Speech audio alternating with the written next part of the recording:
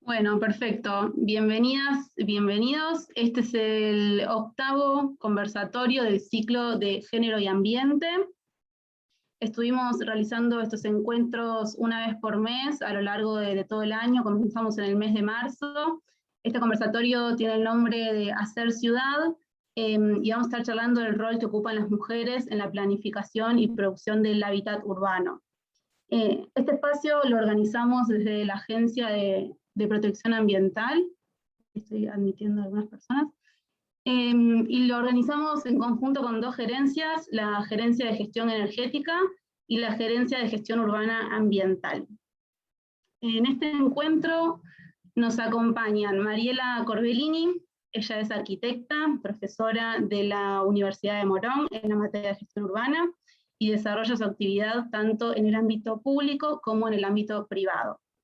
Nos acompaña también María José Leverato, es arquitecta y magíster por la Universidad de Arizona State University, desarrolla su actividad docente en materias de grado y de posgrado, es integrante de las comisiones IRAM y del Consejo Asesor en el Cambio Climático para la Agencia de Protección Ambiental, y forma parte de los colectivos profesionales AS 6030 y de Arquitectas en Defensa de las Tierras Públicas, una experiencia de la que vamos a estar conversando hoy. También nos acompañan Natalia Feinburg, licenciada en Servicio Social, especialista en gestión de organizaciones sin fines de lucro y maestranda en políticas sociales urbanas.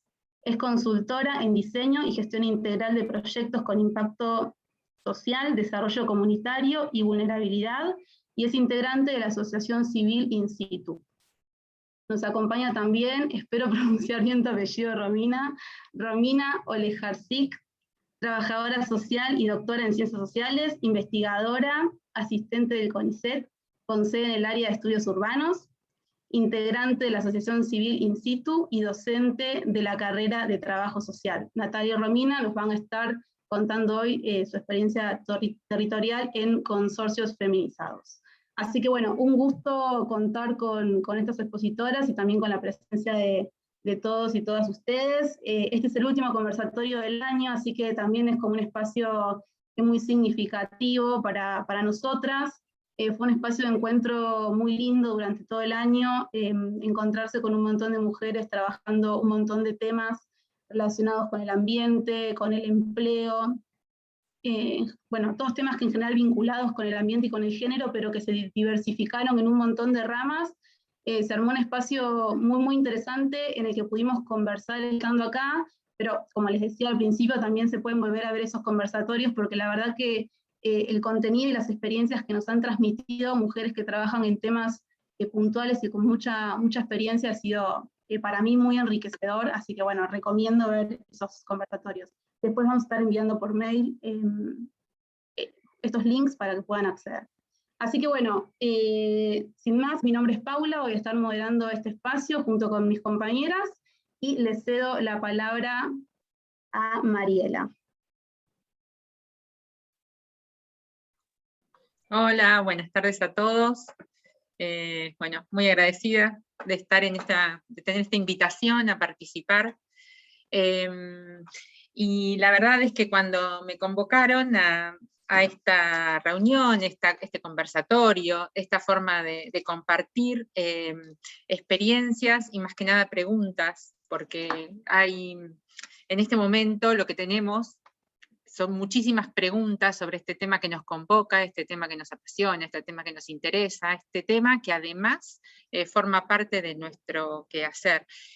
No sé exactamente cómo está compuesto todo este conversatorio, cuántas disciplinas, digamos, hay en este momento presentes, desde qué miradas estamos viendo esta problemática, esta forma o este quehacer que nos convoca a hacer ciudad. Ojalá que haya varias disciplinas para poder abordar este pensamiento más completo y más complejo. Yo voy a ir pasando a unas diapositivas, pero que en realidad tienen frases y tienen algunas ideas para compartir con ustedes e ir haciéndolo un poco más dinámico, pero se puede suspender, digamos, esto y podemos vernos las caras y conversar, no hay ningún problema. A ver si lo logro. No, ¿cómo es que tenía que hacer? ¿Por alguna razón? Compartir, y abajo para Sí. compartir pantalla, y compartí el PDF que era el que estabas utilizando antes. Sí, pero no lo puedo compartir. A ver. ¿Te aparece el botón verde? Share Screen, Sí. abajo. Sí. Cliqueas ahí. Listo, ya está. Ahí arrancó. Perfecto.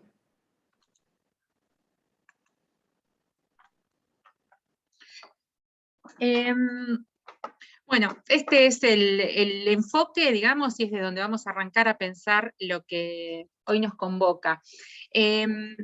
Nosotros tomamos estos dos temas, ¿no? Género y naturaleza, y los empezamos a ver de por qué y de qué manera son estos filtros que estamos mirando, y de qué manera están interpelando y nos están preguntando qué es lo que está sucediendo en nuestras ciudades. Y por cómo se relacionan, y por qué los relacionamos, y por qué los ponemos juntos en esta presentación, y en esta mirada, y en esta invitación, y en esta charla que vamos a tener. A mí me gusta mucho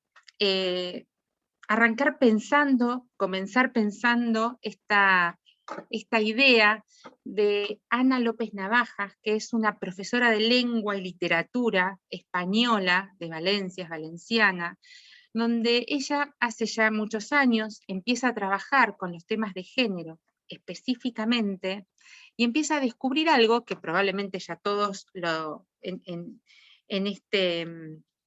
en este encuentro ya lo tengamos escuchado y lo tenemos pensado y procesado. Esta historia del arte, de la cultura, de la producción profesional, donde pareciera ser que no ha habido mujeres a lo largo de la historia de la humanidad. Esta memoria colectiva no aparece el trabajo representado de las mujeres. Es prácticamente una historia contada por historias de hombres.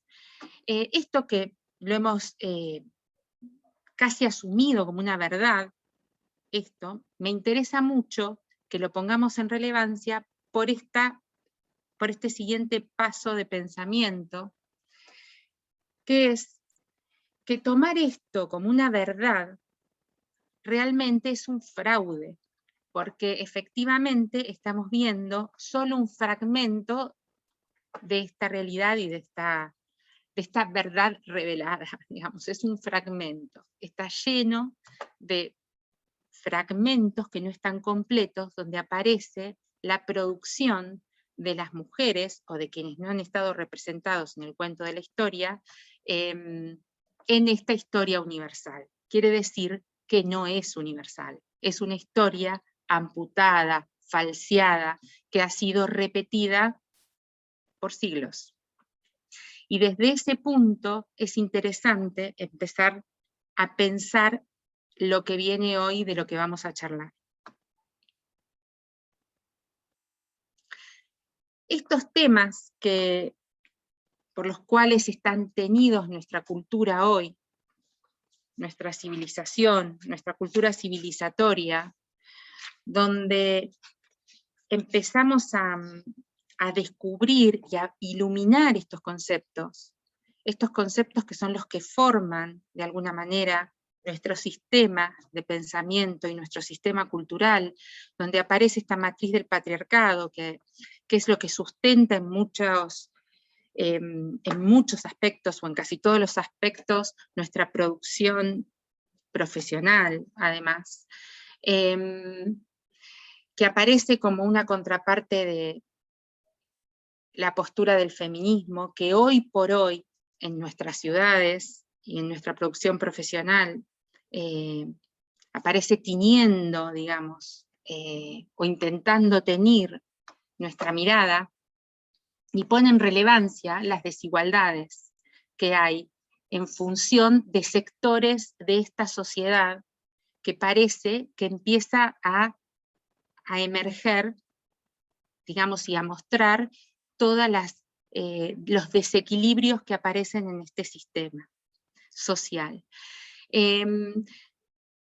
Por supuesto, vamos a nombrar dentro de nuestro sistema urbano, ya metiéndonos en nuestro sistema urbano, cómo aparece la violencia de género, donde lo vamos a poner en relevancia como un sistema de control, digamos, dentro de este sistema urbano y este sistema de espacios urbanos, esa violencia de género que se aplica a determinadas áreas que hay que silenciar y dominar y controlar.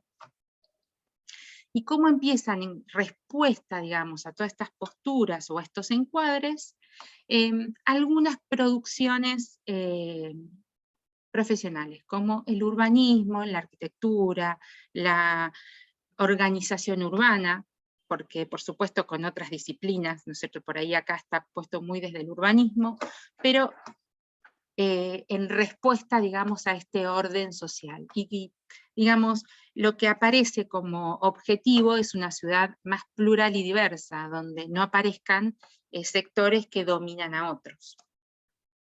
Esto está hablado, digamos, o está mostrado en una globalidad o en una especie de globalidad, digamos, para que empecemos a pensar estos temas sin demasiadas especificidades.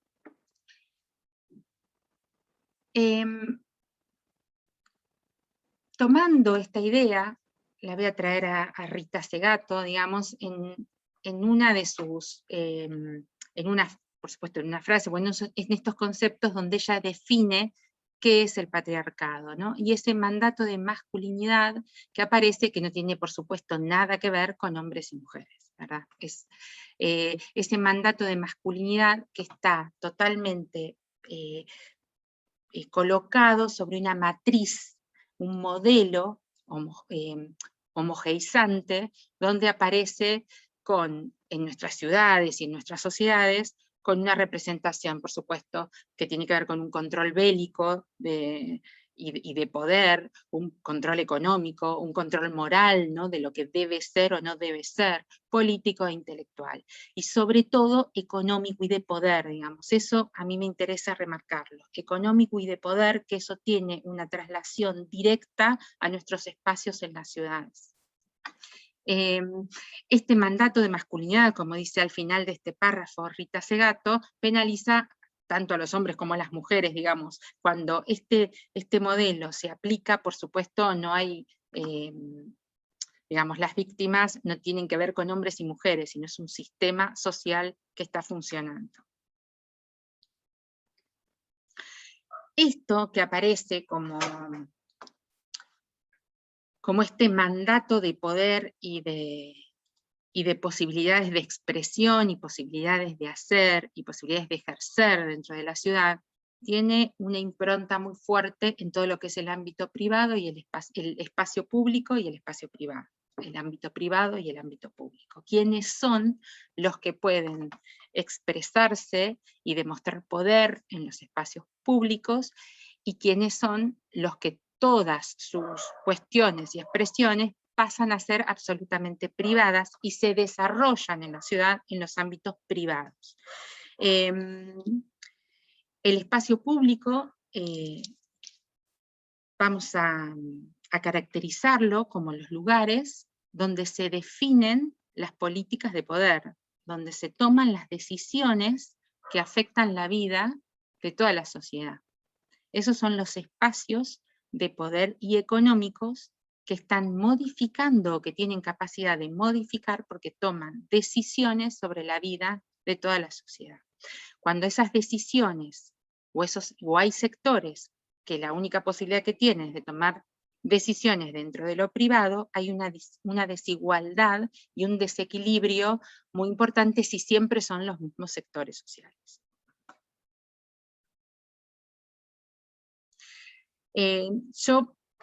A mí me gusta traer a Clara Coria, que es una socióloga y psicóloga, que es un texto, esto ya es viejo y tal vez, es antiguo, no viejo, perdón, es antiguo, y en realidad ella tiene un librito que se llama El sexo oculto del dinero, probablemente lo conozcan varios de los que estamos aquí, y aunque tal vez por supuesto utiliza la palabra hombre y mujer, digamos, como contraposición, y no es exactamente lo que acabo de decir, a mí me gusta cómo ella dirime esta diferencia, ¿no? El hombre como lo masculino, que obedece al mandato patriarcal de lo masculino, es el que gestiona todo lo que tiene que ver con el espacio público, y la mujer es la reina del hogar o de lo privado. Entonces, en estas cuestiones que tienen una impronta tan fuerte en la ciudad y en la arquitectura, es muy interesante, y abre además, a mí me gustaría que se queden con esta idea por algunos de los temas que después mis colegas van a desarrollar a lo largo de este conversatorio, porque eso es muy interesante. ¿Qué sucede cuando las mujeres en el único lugar que pueden expresarse es puertas adentro de su hogar, y los que definen lo que pasa en el espacio público, en la calle, en el trabajo, los que van en busca del dinero, digamos, para solventar la familia, están afuera de esa casa o de esa vivienda, de ese espacio privado? Esto provoca una desigualdad muy fuerte, un desequilibrio, y por supuesto que esto es una generalidad, y en sectores sociales esto cambia, en diferentes sectores socioeconómicos cambia, y en diferentes sectores territoriales dentro de un mismo país, de una misma nación, de una misma ciudad, digamos. Y es interesante ver esto, porque estas desigualdades dentro del territorio están marcando también otros desequilibrios. Entonces es bueno que nos quedemos con esta idea. En esta cuestión de quiénes toman decisiones en dónde y cómo se componen, digamos, estas imágenes donde nosotros estamos viendo quiénes son los que toman las decisiones, esta foto, digamos, que pasa a ser una foto y es simbólica, pero es de, digamos, la Conferencia de las Naciones Unidas del Cambio, la anterior, no esta que sucedió, pero la verdad es que no está actualizada, pero no creo que se haya modificado mucho, de París de 2015, y aunque, vuelvo a decir, no corresponde hombres, mujeres, patriarcado, no patriarcado, patriarcado, no es eso, pero si ustedes ven, tiene una impronta muy fuerte, digamos, ¿quiénes son los que están tomando decisiones hoy? Creo que hay algún par de mujeres por ahí al fondo de la foto escondidas, es muy fuerte, incluso si nos ponemos a ver en los simbolismos cómo están vestidas estas personas, qué colores están usando, cómo está tomada la foto, los colores que existen, o sea, hay un montón de mensajes dentro de esta foto que es muy importante, y estas personas son los que están tomando las decisiones en algo que es tan importante para todos y tan trascendente, que es el cambio climático.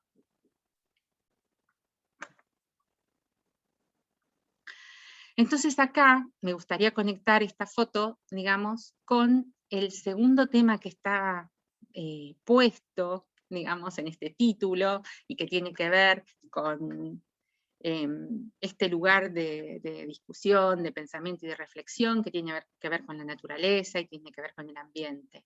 Entonces, en esta división que hacemos, esta es otra idea fragmentada de la ciudad o de nuestro hábitat, para decirle de una manera más amplia, donde la ciudad está contrapuesta y está enfrentada a la naturaleza. Es como si la ciudad no tuviera nada que ver con la naturaleza, está separada, está escindida, son dos funciones diferentes, son dos sistemas diferentes. ¿Qué pasara si habitáramos la naturaleza? No, como dice Celia Serrano, que es una brasileña que lo dice de una manera muy irónica, si la habitáramos no tendríamos la necesidad de protegerla ni consagrarle los lugares santos. Entonces aparece esta división, ¿no es cierto? ¿Por qué? Porque en la idea, digamos, de poder mirar las desigualdades que aparecen en nuestras ciudades, que están siendo, que son materia, que están siendo materializadas por este sistema básicamente patriarcal y capitalista, que es lo que nos está definiendo hoy como hábitat, como sistema del hábitat. Donde nosotros vemos esta primera gran desigualdad en la toma de decisiones donde hay sectores de la sociedad que quedan afuera en una mirada de género totalmente fragmentada. Cuando nosotros vemos quiénes son todos los que quedan fuera de este sistema, empezamos a descubrir que también hay otros seres que no necesariamente son humanos, que están quedando por completamente fuera de este sistema, en total desmedro de los humanos, porque nos enfrentamos de una manera casi loca, digamos, por no ponerle una palabra que diagnostique esta locura, sin poder todavía comprender la destrucción que estamos haciendo de nuestro hábitat, que es mucho más complejo que una ciudad humana y artificial. Y acá nos lleva a la otra paradoja, que a mí también me gustaría poder abrir y pensar acá. Ya hoy en nuestro planeta, en nuestro mundo antropizado, ¿qué es exactamente lo artificial y lo natural? ¿Dónde empieza y dónde termina lo artificial y lo natural?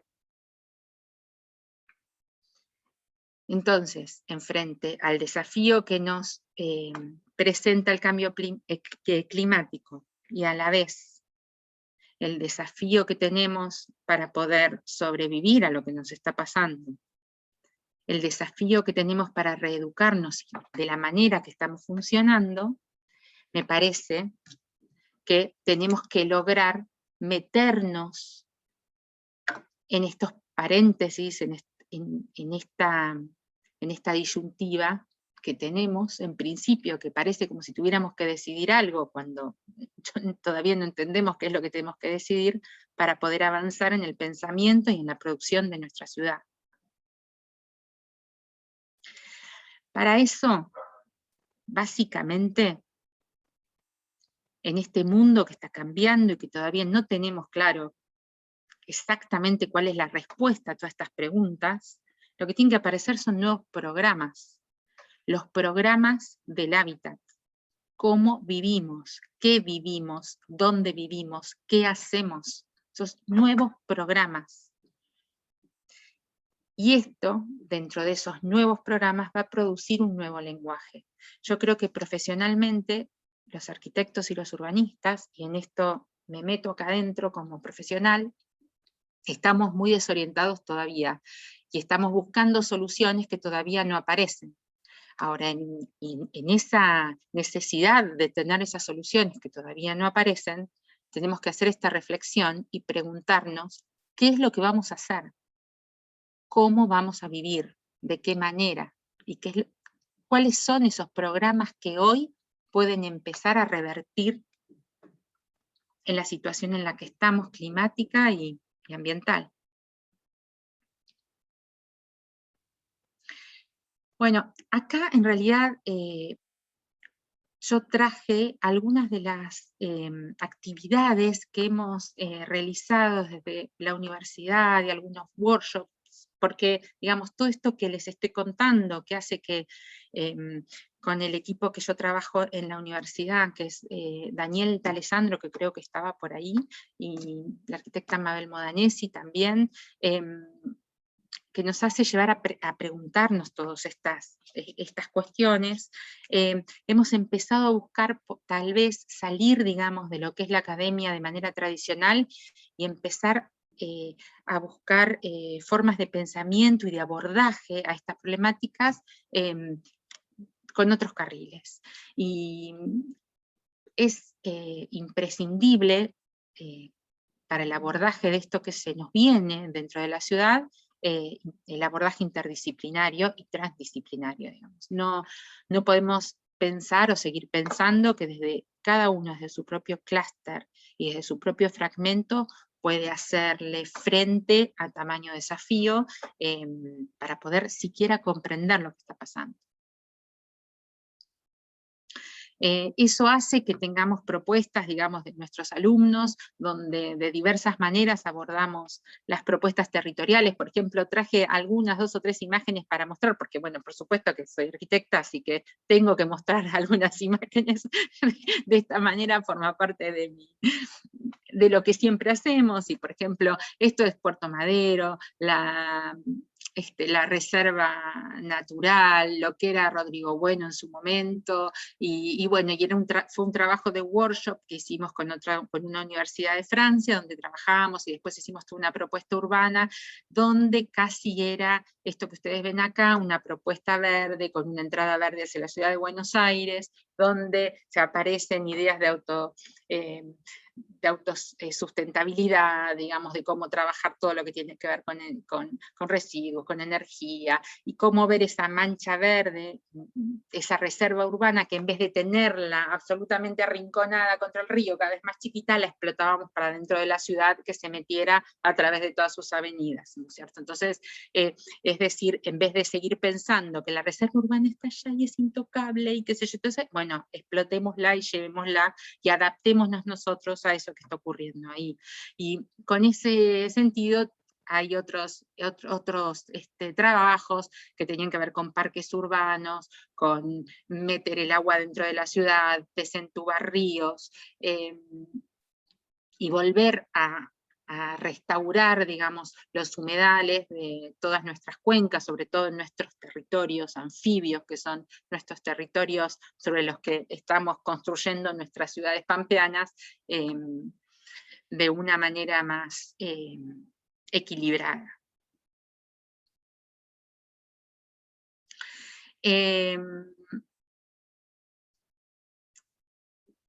De alguna forma, para poder avanzar en las propuestas y poder trabajar tanto en estos programas que yo les contaba y que aparecían, digamos, de alguna manera esbozadas o representados en estas imágenes que vimos recién, hacíamos algunos trabajos de pensamiento, digamos, y de reflexión con los estudiantes y los alumnos. Decíamos, ¿a quiénes le ponemos voz en las ciudades, ¿no? Cuando empezamos y nos encontramos en una situación de conflicto, bueno, a ver, ¿cuáles son las voces que aparecen? ¿A quiénes nosotros como profesionales que estamos trabajando en el diseño de nuestras ciudades, o sea, a quiénes le ponemos voz y a quiénes escuchamos, ¿no? ¿Qué espacios ocupan esas voces que están hablando y que nos están hablando?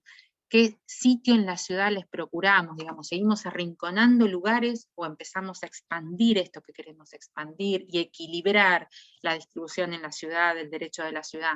¿Y cómo son las relaciones de todos esos actores con esos espacios, ¿no? Esto era una cantidad de preguntas que siempre nos hacemos cuando estamos trabajando en estos temas.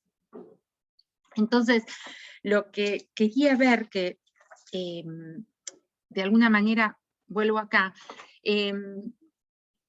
que toda esta parte, es todo esto que estamos haciendo nosotros a nivel académico, con estudiantes, con workshops, con trabajos interdisciplinarios, invitando profesionales de otras disciplinas a que nos vengan a enseñar algunas otras cuestiones, tanto personas y gente de sociales, bueno, que por suerte están acá, digamos, otros arquitectos y otros urbanistas que tienen otra mirada, antropólogos han trabajado con nosotros en todo el desarrollo de estas ideas, biólogos, politólogos, digamos, gente de las comunidades, representantes de los barrios donde estamos trabajando y abordando desde la academia. Con el correr del tiempo hemos logrado, digamos, poder empezar a volcarlo esto en nuestro trabajo, sobre todo con Daniel D'Alessandro, que es mi socio, y en este momento, por ejemplo, estamos trabajando que todavía no está publicado, así que eso no lo puedo mostrar, pero sí se los puedo contar. En el municipio de Morón, en este momento estamos haciendo un trabajo con otras direcciones, en la dirección de Hábitat y Vivienda del municipio de Morón, y que estamos vinculados, por supuesto, y estamos trabajando en conjunto con otras direcciones dentro del municipio. Estamos trabajando en la reserva, en un predio enorme del Palomar, que era una tierra del Ministerio de Defensa, muy importante y de mucha superficie. Ha pasado un gran sector a ser reserva natural urbana, y se está trabajando en las restauraciones de humedales con asociaciones entre el Ministerio de Defensa, el Ministerio de Obras Públicas de Nación, y está haciendo un trabajo súper interesante, y estamos trabajando en el plan urbano de Morón, y cómo hacer que todo lo que está sucediendo ahí, empezar a traccionarlo para lo que es la ciudad compacta y tradicional, digamos. Entonces, verdaderamente lo que les quiero contar, digamos, es que cuando hay trabajo de investigación y empieza a haber volumen de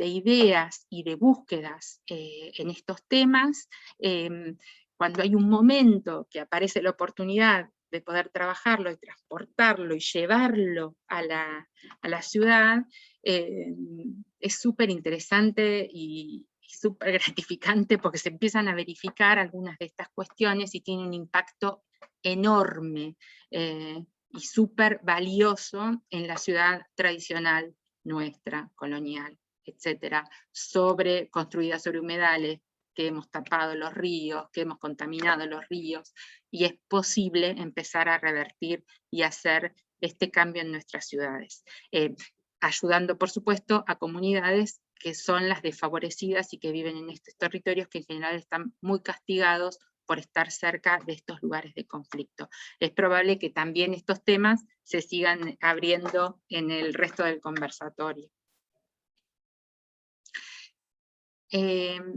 Entonces, la verdad es que lo que de alguna manera quisiera dejar como para poder pensar, ¿no?, la ciudad de esta forma fragmentada, desequilibrada, donde aparecen tantas desigualdades, que están manejadas, digamos, esas desigualdades por quienes toman las decisiones, los sitios de poder, y cómo eso se vincula con el resto del territorio, la propuesta por ahora, que está en elaboración de nuestra parte, es empezar a pensar esto en una cohabitación y una ciudad como un ecosistema complejo, no solamente de humanos, digamos, no solamente de seres humanos.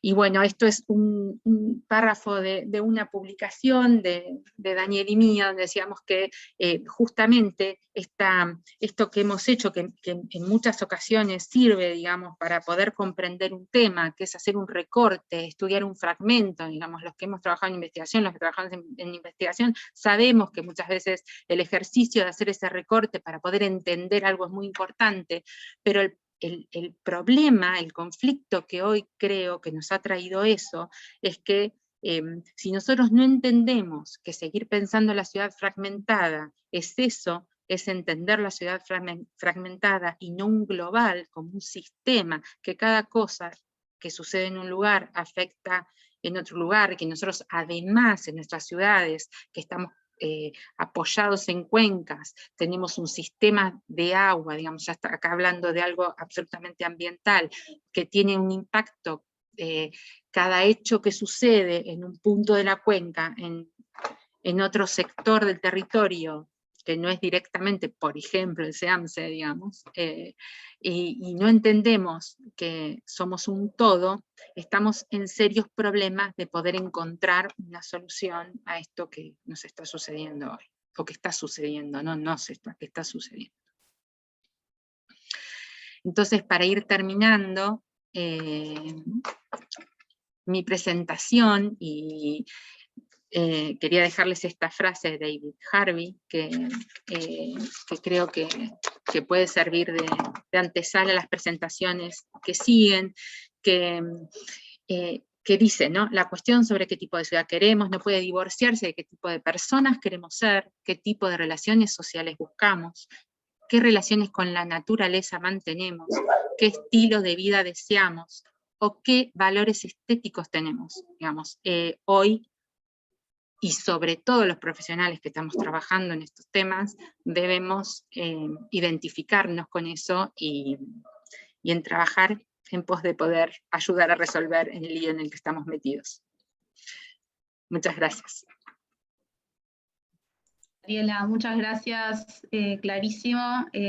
Muchos hay ideas, conceptos que me parece que vamos a ir retomando en la charla. Voy a hacer un pasamanos así para que tomemos las preguntas al final. Solamente recordarles esto, que si quieren dejar comentarios mientras vamos conversando, hacer preguntas, las pueden dejar por el chat, las vamos a retomar al final del conversatorio. Así que ahora seguimos con, al final, María José o Romina y Natalia, no me acuerdo. Nosotras, creo, ¿no? Romy. Sí. Buenísimo. Ahí vamos. Tomo la posta. Bueno, buenas tardes a todos y a todas. Con Nati formamos parte de INSITU. INSITU es una asociación civil, que es un grupo de trabajo socioambiental que conformamos varios y varias profesionales con formación en disciplinas sociales y ambientales y con experiencia en el ámbito público, en el académico, en el tercer sector. ¿Se me escucha bien, no? ¿Se me escucha bien? Bueno, a partir de nuestras distintas trayectorias, fuimos armando distintas líneas de trabajo. Una de ellas es el abordaje territorial, tiene que ver sobre todo con proyectos de intervención social en territorio, que es de lo que les vamos a contar hoy. También la investigación situada, la capacitación y la formación, y también vamos avanzando en una producción audiovisual propia que nos sirve para ir trabajando todos los otros ejes. En esta presentación lo que queríamos compartirles es la experiencia de las mujeres en la organización consorcial en el post-relocalizaciones en algunos barrios de Vicente López.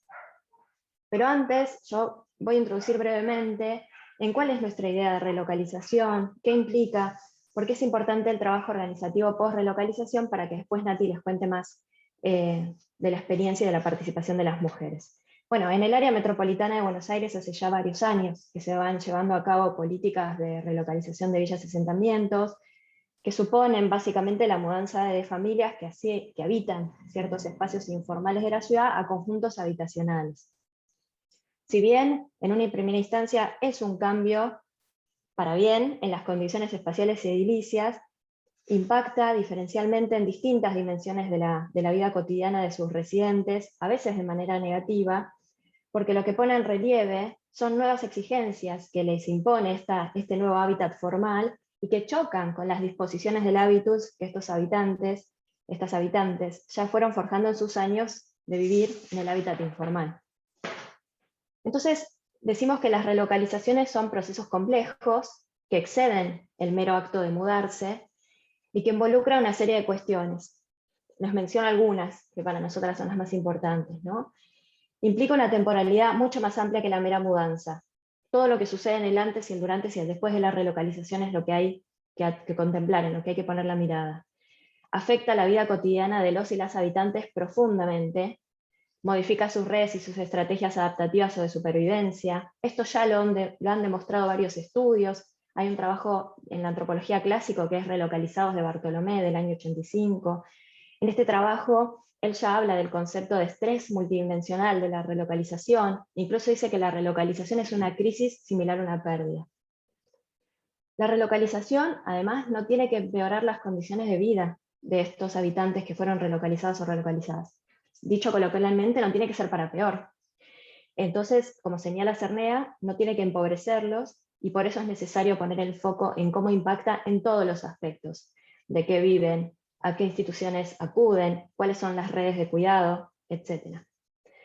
Pero además la relocalización no afecta solo a aquellos y aquellas que efectivamente se mudan de un sitio a otro, sino también a los que permanecen en esa trama. En algunos casos, según la política, permanecen esperando su turno para ser relocalizados o relocalizadas, pero también a los habitantes que reciben a estos nuevos vecinos y vecinas. Entonces hay que ampliar la mirada también al respecto de las poblaciones afectadas. Bueno, en los últimos años estas cuestiones y este modo de mirar las relocalizaciones se ha ido incorporando al saber hacer de la política pública, ha quedado cristalizada en algunos documentos, el protocolo de relocalizaciones del Instituto de Vivienda de la Ciudad, el protocolo de relocalizaciones de Acumar, el protocolo de la Ley de Acceso Justo al Hábitat de la provincia de Buenos Aires, ¿no? Se fueron incorporando estas ideas al respecto de todo lo que incluye de una mirada más amplia y más compleja de las relocalizaciones. Por supuesto que consideramos que todavía falta aún más avanzar en todo lo que estos documentos fueron dejando asentado. y particularmente en el trabajo post-relocalización. ¿Por qué? Y queríamos compartir con ustedes por qué nos parece tan importante y por qué es una apuesta de in situ, ¿no? Poder promover y defender este trabajo post-relocalizaciones. Porque es el momento de la relocalización en donde se puede visualizar y se puede vivenciar con mayor intensidad esa tensión entre lo que Giglia llama el hábitus socioespacial, entre ese hábitat informal que se deja y ese hábitat formal en el cual se mudan, y todas las imposiciones que conlleva eso, ¿no? Estamos hablando de conjuntos urbanos producidos por el Estado. Bueno, hay un primer choque, a primera vista decíamos que las relocalizaciones tienen impactos muy diversos. El primer choque, o lo que podemos señalar brevemente, tiene que ver con la tipología, ¿no? Con la tipología habitacional. Los conjuntos habitacionales imponen, ¿no?, un diseño, un cierto orden espacial, al que estos nuevos habitantes tienen que adaptarse. Contrasta muchísimo con, como dice Cravino, la flexibilidad propia de ese hábitat informal, flexibilidad en el sentido de distribución en el espacio, de vuelta, ¿no?, de redes de cuidado, de servicios, instituciones y demás. Se puede observar una implasticidad desde la arquitectura, en general no pueden hacerse ampliaciones ni modificaciones. Aparecen miles de cuestiones, ¿no?, de esta nueva distribución en este nuevo hábitat. Los ruidos, el tener cuidado con los chicos y con la escalera, y así, ¿no?, mil y un situaciones para ir señalando. Como señala Ángela Giglia, esta antropóloga mexicana que si no la leyeron se los recomiendo, no todos los espacios se dejan domesticar de la misma manera, ¿no? Y justamente para estos habitantes de los hábitats informales, los conjuntos habitacionales son muy indóciles, sobre todo por esta morfología, ¿no?, más rígida y más pautada de antemano, y por otros que no son ellos. Bueno, el cambio de hábitat en toda política de relocalización es complejo, y mucho más cuando es una vivienda en propiedad horizontal, porque como todos ya sabemos, la vida en edificio tiene que ver con todo lo que es la normativa consorcial, ¿no?, con toda la regulación de los usos, de la convivencia, y también la imposición de formas organizativas. Hay que armar asamblea para tomar decisiones, hay que pagar expensas, hay que hacer balances, hay que implementar reglamentos de convivencia, hay que mantener y usar la nueva infraestructura, y así la lista sigue, ¿no? Entonces, como decía antes, estas lógicas diferentes al respecto de este hábitat socioespacial, del hábitat informal y del hábitat formal, le deja a estos nuevos habitantes muchas exigencias, y es necesario acompañar a la población en este cambio de hábitat y en estos nuevos modos de habitar ese espacio. Y es clave la organización comunitaria. Bueno, además, por supuesto que lo más grave son las imposiciones de la cuestión más legal, ¿no? Porque no es algo que se puede optar, ser un consorcio, no. En Argentina, si ocupás un edificio, sos un consorcio. Entonces, para nosotros, requiere de un abordaje social que llamamos integral, ¿no?, de poder acompañar a todos estos nuevos vecinos, no solo en ocupar sus viviendas, como diría Giglia, sino en realmente habitarlas, ¿no? Esto quiere decir desplegar el habitar ahí. Y bueno, esto implica poder trabajar las vinculaciones entre el hábitat y el habitar, sobre todo desde una perspectiva cultural, ¿no? Y creemos que también para que ese habitar se despliegue en ese nuevo hábitat y que se empiecen a realizar, a habilitar relaciones potentes, ¿no?, entre el hábitat y sus habitantes, es necesario que se produzca lo que Stulbarg denomina la subjetivación territorial, ¿no? Para eso es imprescindible la organización comunitaria, pero además no es un proceso individual, sino que son procesos de subjetivación que siempre tienen que ver en relación con otros y otras. Y en particular, y como les va a contar Nati ahora, nuestra experiencia en territorio nos demostró que la organización consorcial es un dispositivo que puede ser, más allá de todas las imposiciones legales del régimen, un dispositivo verdaderamente democrático, que fortalezca los lazos comunitarios, que promueva esta subjetivación territorial de la que habla Stulbarg. Y en estos procesos tienen un rol muy singular las mujeres, y sobre eso queremos contarles ahora, y le paso la palabra a mi compañera. Gracias, Romy, gracias y buenas tardes a todos y todas quienes han decidido sumarse en esta actividad. La propuesta ahora es retomar algunas conceptualizaciones que bien ha brindado Romy hace unos momentos, para poder aterrizarlas en la intervención que venimos desarrollando desde el año 2018 con In Situ en la Municipalidad de Vicente López. Es interesante saber que trabajamos actualmente en 9 complejos habitacionales. Hoy estamos acompañando 654 unidades funcionales. Articulamos 57 subadministraciones, 7 administraciones generales. Estamos conformando una red de 123 vecinos y vecinas que se desempeñan en cargos de administración o consejeros, donde el 62% de estos cargos son ejercidos por mujeres, con lo cual nos parecía que estos números bien ilustran la potencia no solo de In Situ, donde predominantemente somos mujeres pensando y planificando el hábitat social y popular, sino que a la hora de aterrizar territorialmente nuestras intervenciones, vemos que hay una demanda interesante también en materia de mujeres de poder ocupar y disputar estos espacios. Como bien comentaba Romy, digo, la normativa, el Código Civil y Comercial nos obliga a trabajar la noción de consorcio, y para nosotros el consorcio es una excusa, más allá de la normativa, ¿no? Digo, si bien conformamos un equipo interdisciplinario desde In Situ, particularmente no tenemos abogados ni abogadas formando parte de nuestra intervención. Digo, esto nos permite pensar en un proceso territorial, creativo, plástico, participativo, donde vamos generando cuestiones audiovisuales. Queremos compartir, sabiendo que narrar las prácticas es complejo, es denso y es interesante, pero el tiempo que tenemos es poco. Sí los invitamos después en nuestras redes, tenemos algunos documentos que vamos armando tanto audiovisuales como algunas otras presentaciones, así que vamos a poder compartirles un poco más de esto que venimos produciendo participativamente. Pero bueno, nos interesaba sobre todo compartir algunos desafíos o tensiones que vemos involucrados en esta práctica. La primera tiene que ver con deconstruir discursos de género que están muy arraigados en los barrios, ¿no? Aparece esta idea de mejor un varón que sea el administrador, ellos tienen más fuerza, el varón es más confiable, yo sirvo para limpiar pero me cuesta hablar, o yo no pude terminar la primaria, mirá si voy a involucrar y a exponerme, y muchas cuestiones donde se dirimen estas cuestiones, donde también, digo, el poder habitar un espacio, Mariela hace un rato hablaba del espacio público y el espacio privado, nosotros trabajamos en la intersección, en el espacio común, ese es nuestro espacio privilegiado para poder trabajar, pero este espacio común que impone el consorcio obliga a la mujer primero a mostrarse y por otro lado a resignar espacios de vida privada, ¿no? Porque hay tareas de cuidado, hay tareas que tienen que relegarse en ese sentido. Pero además de deconstruir estos discursos de género, también nos vemos con el desafío o esta tensión de trabajar discursos de clase que están muy arraigados, ¿no? Seguimos escuchando en relocalizaciones que se produjeron hace 10, 15, 20 años, esta idea de somos una villa apilable.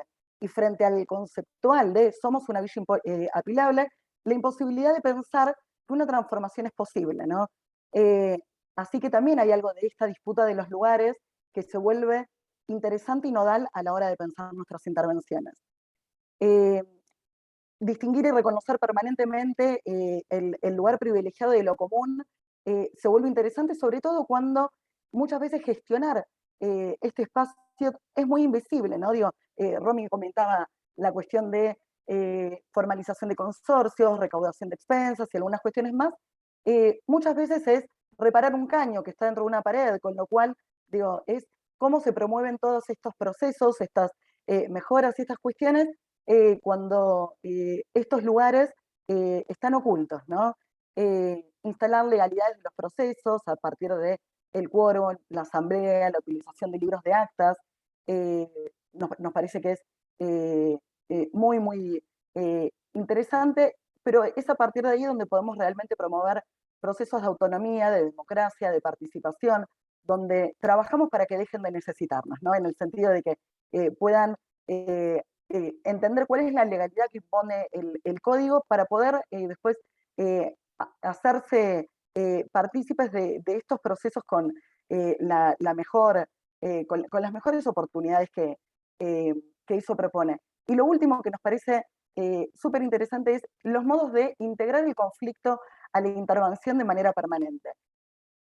¿En qué sentido? Durante mucho tiempo, por ejemplo, en uno de los barrios donde trabajamos, los niños y niñas eran un problema, ¿no? Los chicos que rompen, los chicos que no cuidan, los chicos que ensucian, había una especie como de criminalización y penalización de la infancia, donde el universo de los adultos no les hacía lugar, porque, bueno, el cuidado de estos espacios comunes impone también hacer lugar para que las diversidades puedan, bueno, participar y reconocer ese espacio. Y fue a partir de la promoción de este mismo grupo de vecinas, la mayoría mujeres en roles de administración, que se empezó a pensar, bueno, y si en lugar de imponerles que los chicos no puedan jugar, no puedan estar, si los comprometemos desde un diseño participativo del espacio donde ellos quieran habitar, el armado de un proceso de murales colectivos, un festival, bueno, de esa manera, digo, hace algunos años se empezó a instalar también este espacio de lo común como procesos de diseño participativo por las mismas personas que habitan, traccionado en su mayoría por mujeres en estos roles de liderazgo. Algunos logros, brevemente, tienen que ver con formalización de consorcio, reparaciones y mejores edilicias. Los lugares de esta subjetivación territorial que nos compartía Romy hace un rato, que tienen que ver con procesos colectivos, ¿no?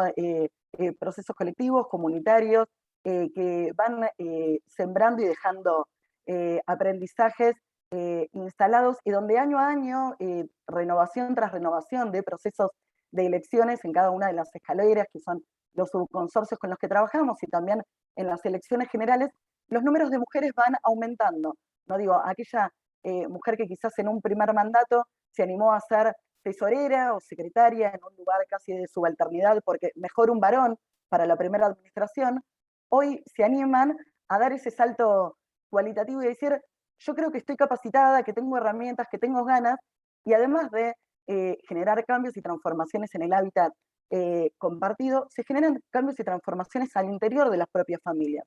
Nos vemos con muchas de estas mujeres que fueron construyendo sus propios roles de liderazgo, que al día de hoy decidieron por ahí terminar la escuela o finalizar algún proceso educativo o anotarse en alguna carrera. Algunas incluso están haciendo los cursos de administración de consorcio, porque sienten que en ese lugar no solo hay un lugar donde se disputa el poder, sino que hay un lugar de disfrute, hay un lugar de reconocimiento, hay un lugar donde el otro me da un lugar, no porque soy vecina, porque soy mujer, porque estoy a cargo de los chicos, porque sé cocinar, sino porque lo que hago y lo hago bien, y lo que hago transforma el espacio donde vivimos entre todos.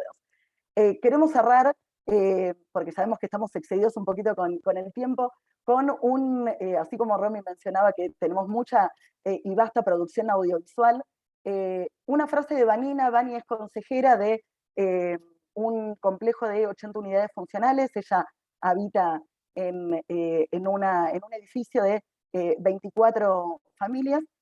Bueno, y es el segundo mandato, posiblemente sea la próxima administradora de su escalera, porque viene creciendo mucho, y bien tiene menos de 25 años y mucho compromiso con todo esto, y nos parecía que hay una frase que ella nos compartió, y queríamos compartirla justamente con ustedes, porque nos parece que es un testimonio donde la biografía consorcial, bueno, termina generando como un impacto positivo, un resultado en función de lo que nosotros hacemos, digo, más allá de lo que puede verse en la mejora de un espacio común, una pintura o algunas cuestiones generales, cómo esto también transforme y genera subjetivaciones territoriales y personales. Ivani nos decía así: la verdad es que es un rol importante, me siento bien, a veces preocupa, a veces también es cuestionado el rol de una, a veces uno mismo se cuestiona si lo haces bien o si lo haces mal. A veces también tenés miedo de que se te pongan en contra o de que lo que uno vaya a decir lo tomen a mal. Pero me gusta. Me gusta el rol de consejera, ya que yo me encargo de mandar, avisar, preguntar a los vecinos, de tratar de organizarnos. Y eso está bueno. Y en mi caso me gusta, porque tengo una forma de ser que si veo algo que no estoy de acuerdo, me gusta decirlas, o veo una desorganización en algo, y me gusta opinar, me gusta estar, pertenecer, como quien dice, porque pertenecemos a estos edificios.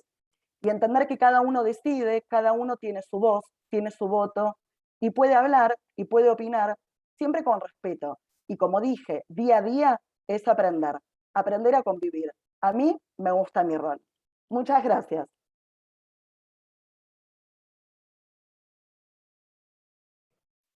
Gracias, Natalia, Romina. Buenísimo, yo tengo algunas consultas, pero me voy a dejar para el final. Si les parece, vamos con María José. Dale, dale. Bueno, muchas gracias. Además, para ahora, aunque esté en mi casa, sigue siendo como un lugar de mucho cariño y me encanta volverme a encontrar con ustedes. Cambiamos un poco de escala y quería contarles de la experiencia del colectivo de arquitectas de este último año y un poco cómo surgimos y qué estuvimos haciendo y cómo se relaciona eso en parte con género y también con la ciudad y con el urbanismo y el ambiente. La arquitectura es una disciplina donde las mujeres tradicionalmente hemos sido relegadas, invisibilizadas. Piensen en los estudios de arquitectura, los pocos años y esos trabajos muy interesantes, la doctora Inés Moisset, las obras que eran hechas por hombres y mujeres pasan a figurar solo como los hombres, los cargos académicos, universidades, los cargos públicos. En general nosotros hay muchísimas arquitectas, entre Mariela seguro va a opinar igual que yo, tengo un montón de alumnas mujeres, pero después en los cargos y en la función pública y en la academia empezamos a desaparecer. Por suerte hay muchas colegas trabajando en esta temática para tratar de cambiar esta realidad. En ese sentido les recomiendo el último número de la revista del CEPAU, que se llama Equidad, donde hay artículos sobre esta temática que creo que son muy, muy interesantes. Acaba de salir en la revista Notas. Dentro de esta nueva movida o de estos trabajos hay una red que se llama soyarquitecta.net, donde intercambiamos, nos apoyamos las unas a las otras, nos pasamos hasta datos de un plomero si fuera necesario, pero en ese marco surgió el colectivo de arquitectas, de un chat en la pandemia. Y surgió, yo creo, como respuesta a algunas definiciones se venían planteando desde el área de planeamiento urbano del gobierno de la ciudad, que proponían cambios, y en particular cambios de los proyectos que estaban por realizarse sobre la ribera del Río de la Plata, en particular sobre Costanera Norte. Vecinas concesiones de todas estas tierras costeras, después de 30 años, concesiones que se habían otorgado en los 90 con el menemismo, y en nuestro subconsciente, o después también mucho debate y muchas propuestas. Me acuerdo Buenos Aires, el Río, proyectos que pensaban en destino público para la ribera. Y por algunos motivos, de repente, empezábamos a ver que ese destino público se estaba tergiversando, estaba cambiando. Y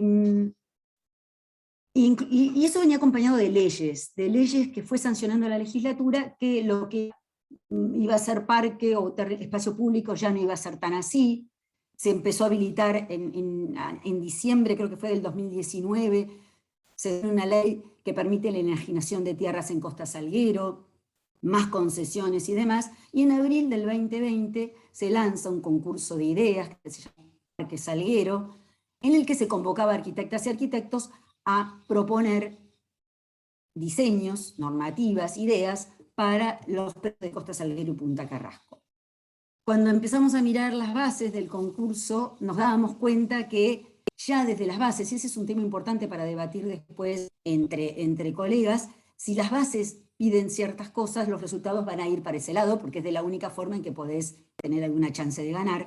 Y las bases empezaron como a proponer, bueno, la verdad que esto terminaba siendo un desarrollo inmobiliario. Acá se podía construir viviendas, se podía avanzar sobre el ribereño, no con construcciones, pero sí, por ejemplo, con con transporte, con una red vehicular, etcétera, etcétera. Bueno, y lo peor, que creo que lo que disparó la conformación del colectivo, es que la disciplina, la arquitectura, estaba dando el aval para este tipo de respuestas. En octubre del 2020, la legislatura sanciona en primera lectura un proyecto de ley que no era el resultado del concurso, pero sí una readaptación en el que se propone la venta del 26% de las tierras, generar nosotros llamamos una barrera edificada y atrás un parque, y concesionar el 35% del predio de Punta Carrasco. Luego de esta ley, ya ahí el chat estaba frenético y armamos un grupo aparte, porque ya era como demasiado caótico todo, y en 3 días, 4 días, no me acuerdo cuánto tiempo fue, juntamos 342 firmas de mujeres arquitectas pidiendo el archivo de ese proyecto de ley y que todos esos 32 hectáreas fueran destinadas a parque.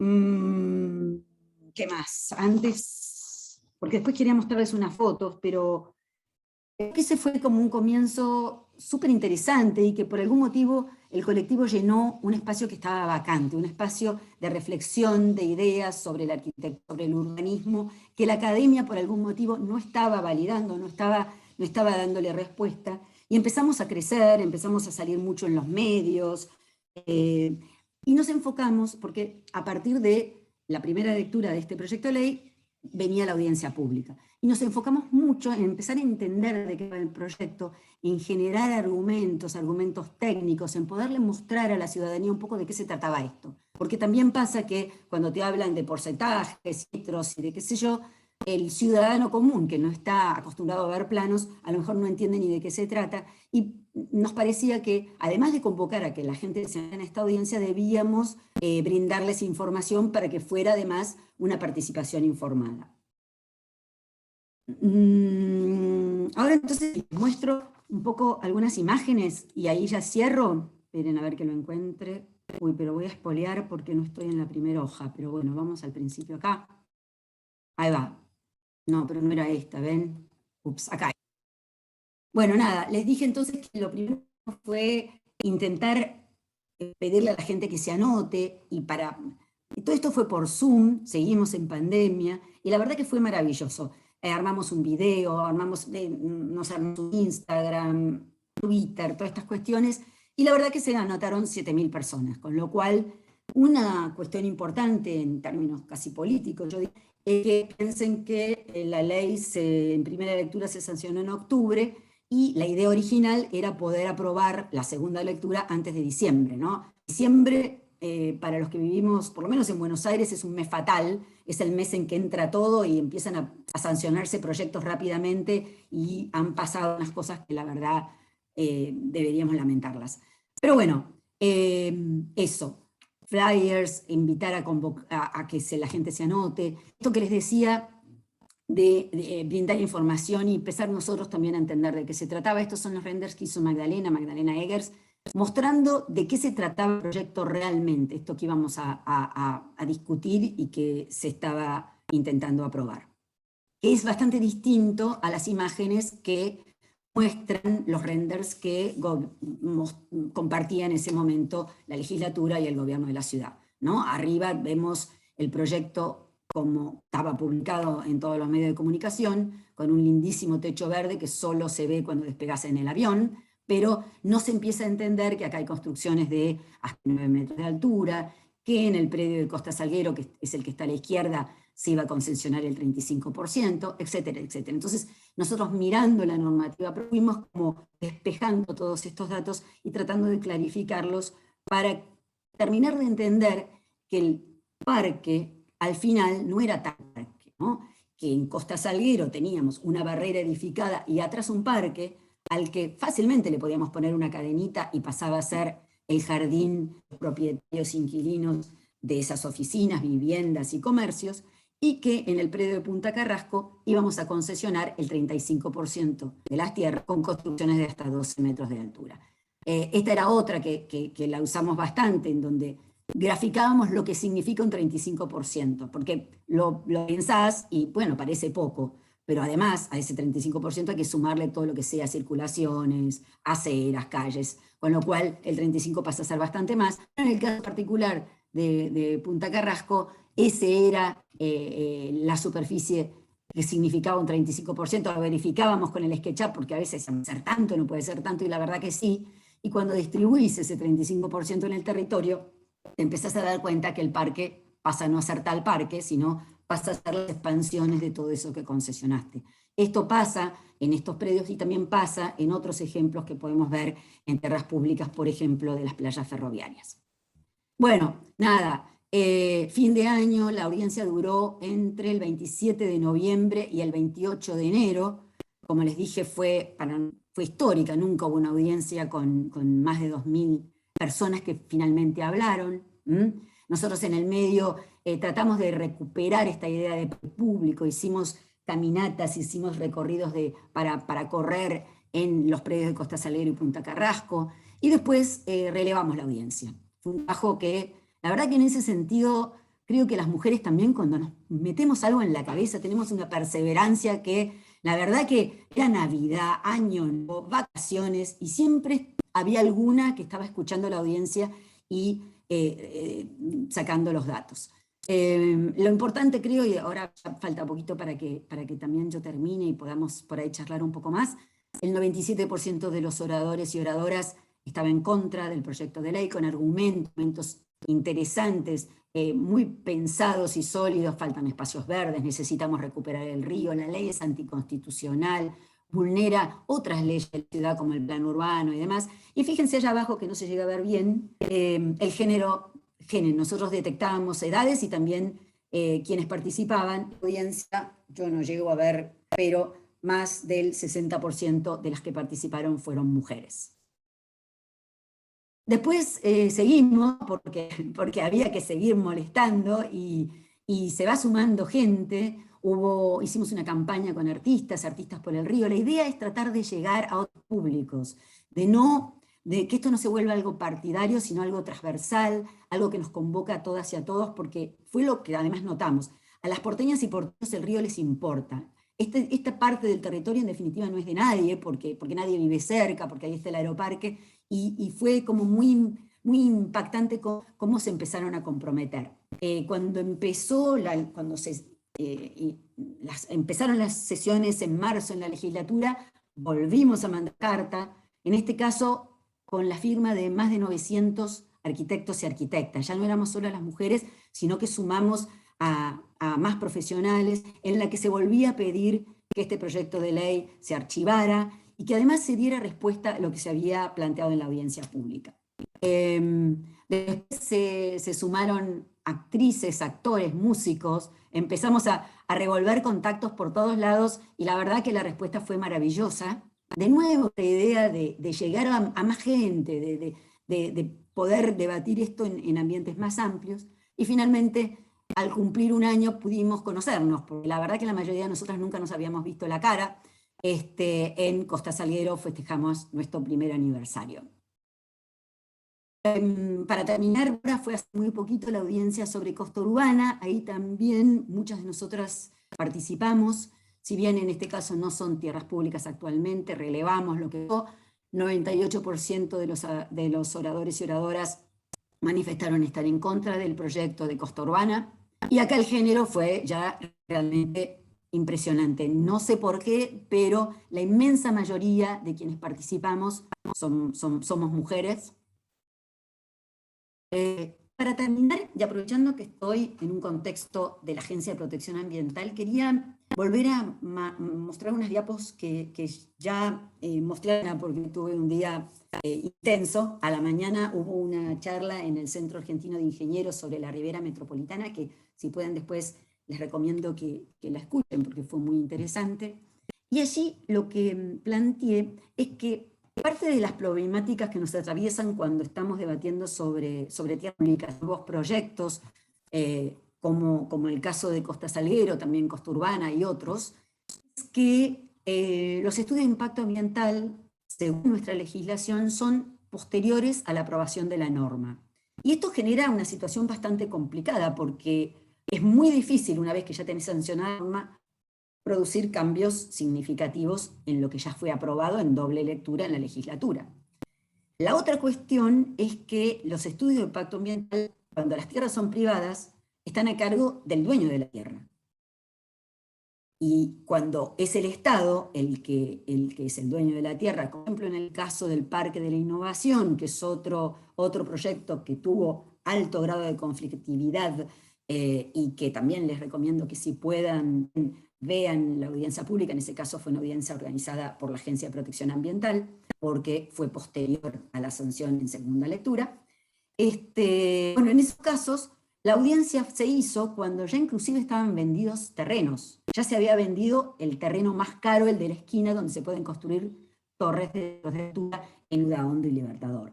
Entonces, ¿qué norma vas a poder modificar si los estudios de impacto ambiental dieran de la manera que uno supone que deberían dar en esos contextos? Bueno, y la segunda cuestión es que las audiencias públicas, si bien son obligatorias, no son vinculantes, son de carácter consultivo, con lo cual todo lo que se opine allí no necesariamente se tiene que aplicar.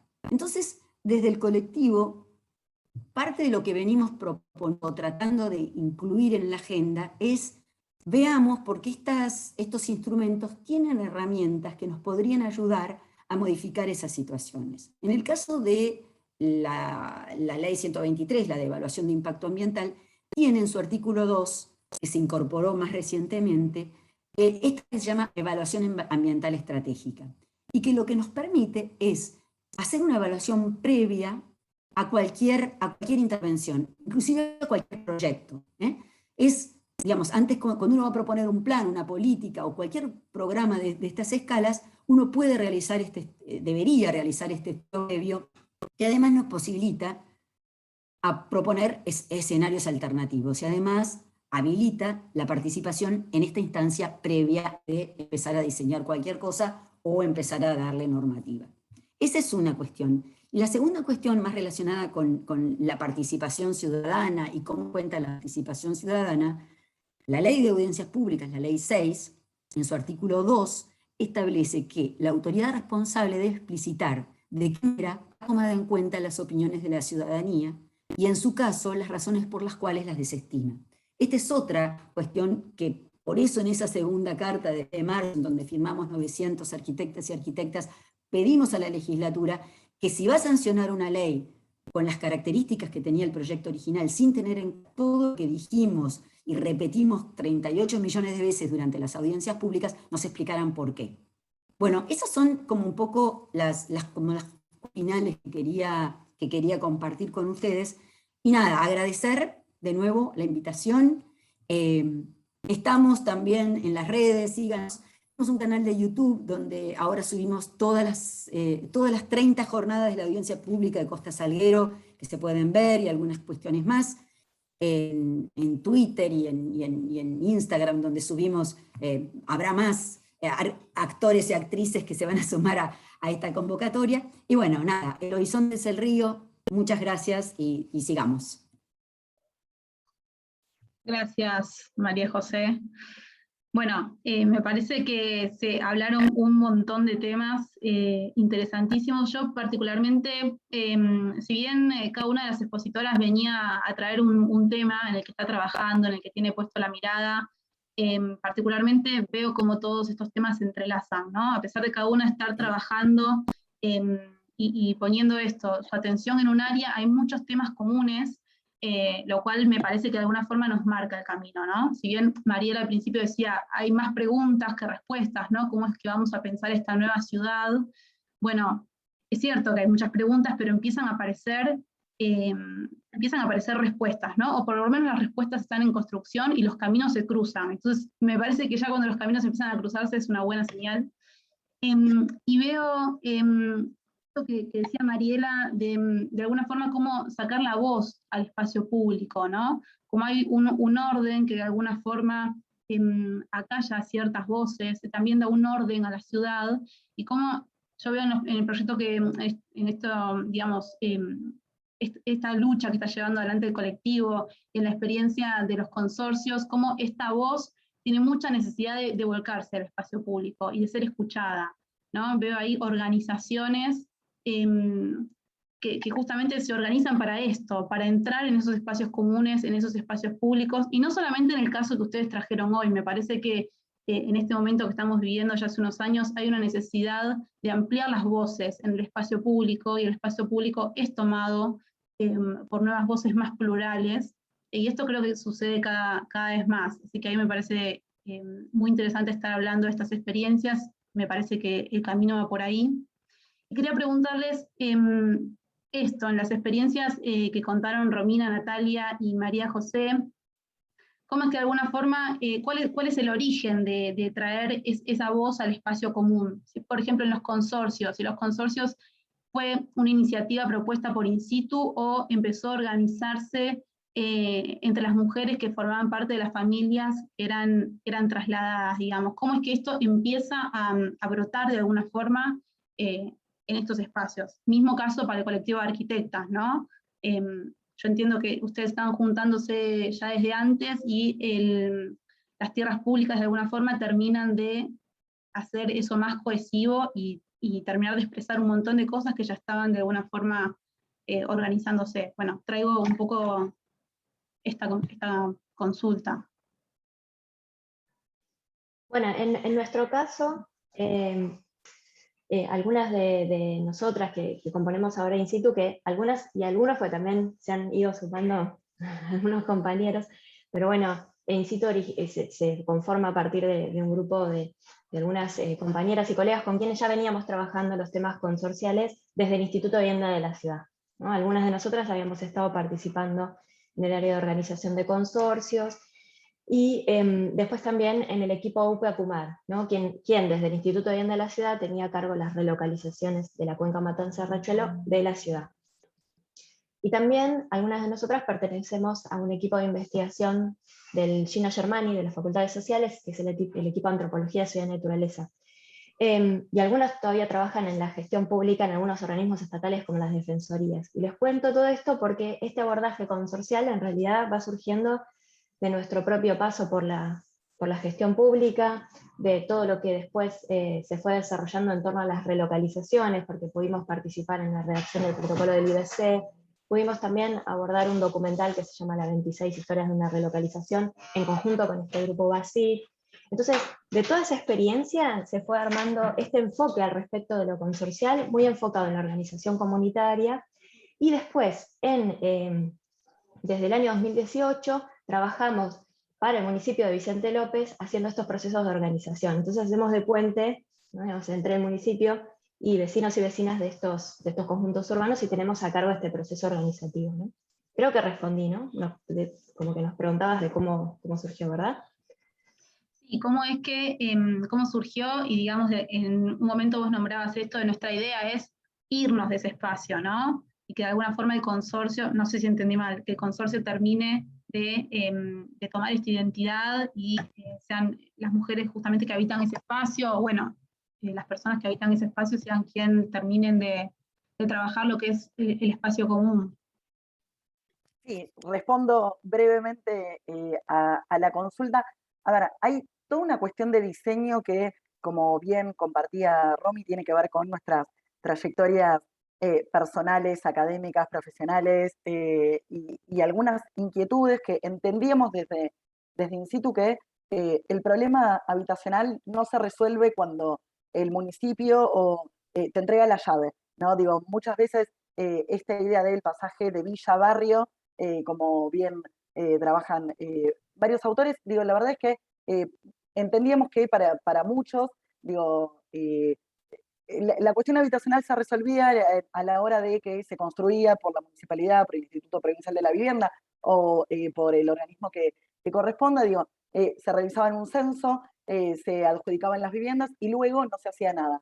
La verdad es que en nuestra recorrida tenemos experiencias, digo, y realmente vemos que cuando el proceso de acompañamiento en la post-relocalización se realiza concomitantemente, digo, y que podemos trabajar la previa, el durante, el después, los procesos son más veloces y se arraigan más rápido, ¿no?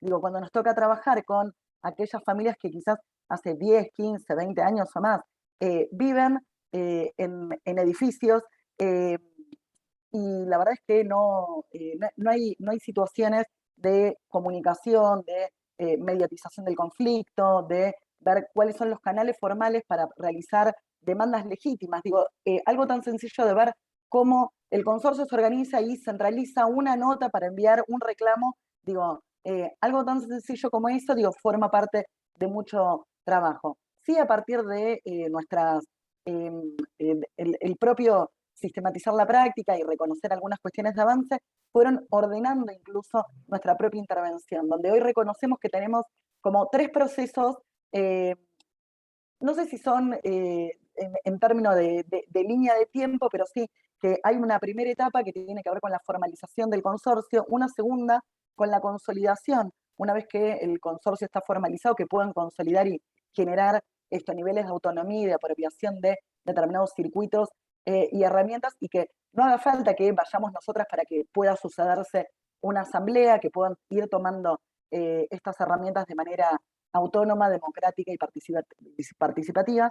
Y la tercera etapa, que es casi de consultoría, donde hoy tenemos algunos de estos barrios donde trabajamos a demanda, ¿no? Donde quizás todos estos procesos ya se vienen dando y es algún ajuste pequeño de un taller de balances, una consulta puntual, cómo completo un libro de actas, pero digo, después de eso entendemos que es el momento donde podemos nosotros despegar también, ¿no?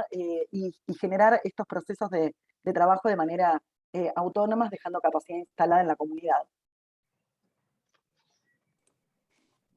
Y en el nuestro surgimos de eso, de un grupo, de un chat de WhatsApp, y éramos una cierta cantidad que empezamos a mandarle la carta que había que firmar a colegas arquitectas, y entonces se terminó conformando este grupo que activo había como 80, mucha gente. Y bueno, y así se fue todo absolutamente a pulmón, como hacemos las mujeres las cosas, que con 8 manos, por un lado atajás chico, por el otro lado trabajás, con perfiles muy diferentes. Algunas de nosotras ya habíamos trabajado en la gestión pública, como era mi caso, entendíamos de qué se trataba audiencia pública, un proyecto de ley, otras no, otras venían de la profesión mucho más, digamos, del ejercicio de obra, docentes. Somos un perfil muy variado, que eso también lo hace para mí súper interesante. Y lo que es, recién ahí abrí el celular para contarles, porque en Exclusión, por ejemplo, ayer pone alguien en el chat, ayer me llamó una, quería saber cómo nos habíamos organizado, porque aparentemente están empezando con un proyecto en Las Barrancas y quieren tratar de frenarlo. Y después, en Neuquén, la Defensoría del Pueblo presentó un amparo para frenar una venta de tierras públicas y la justicia al lugar, y citan el caso de Costa Salguero. Esa es como un poco la inquietud, empezar a movilizarnos y darnos cuenta que pequeñas acciones algo logran modificar, y que en definitiva, si los proyectos se sancionan sin respetar la voluntad popular, van a tener algún costo político, porque también pasa eso. Nosotros estamos mirando para otro lado, no entendemos mucho de qué se trata y nos aparece de repente una construcción, bueno, ya está. Pero si podemos combatirla, si podemos entender de qué se trata, después las cosas algo van a empezar a cambiar. Esa es por lo menos nuestra mirada. Claro, sí, tal cual, y llevar esta voz que no solamente queda ampliar la discusión, ¿no? Que no solamente queda en el colectivo, sino que, como contaste vos, María José, se traslada a un montón de personas participantes que participan de habitar la ciudad, ¿no? Entonces me parece que esto, ¿no? De ir de alguna forma bajando estas barreras, ir tomando el espacio público, y en esa toma y en esa expresión la ciudad se construye, ¿no? Y construimos nuestro habitar. Me parece que bueno, está buenísimo y quedó súper claro en lo que hablamos hoy. Bueno, estamos bastante fuera de tiempo, así que yo creo que si no hay otras consultas más o comentarios más, podemos cerrar el conversatorio. Va a quedar para que lo vuelvan a ver subido. Así que si estamos bien, damos por terminada la tarde de hoy. Muchísimas gracias a todas las personas que participaron. Un gusto haber compartido el último conversatorio con ustedes. Ahí Diego levantó la mano.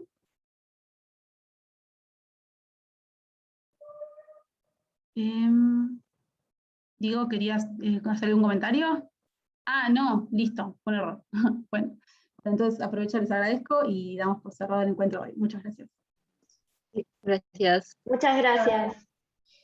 Muchas Gracias gracias. a Un todos. placer. Adiós.